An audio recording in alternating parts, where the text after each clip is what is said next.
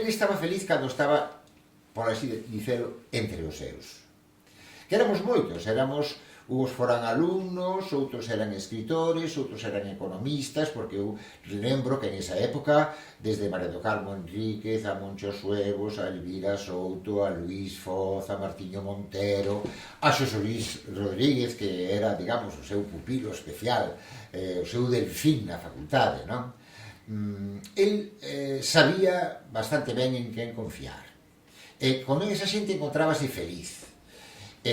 Falaba moito, esplayábase, era comunicativo, cariñoso, pero tamén ten dito, eso teño dito ademais en algunha entrevista televisiva, que se sentía perseguido por ser heterodoxo, que se sentía silenciado, que el non podía a nivel institucional facer nada, porque estaba apartado de toda a vida política, da vida política voluntariamente, porque el no único partido ao que pertenceu foi o Partido Galeguista.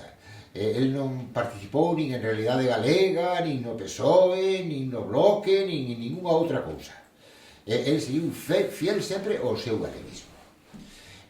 Sí, eso producía unha certa tristeza, aínda que falaba diso con unha ética bastante elevada, con un sentido así un pouco de escepticismo da vida.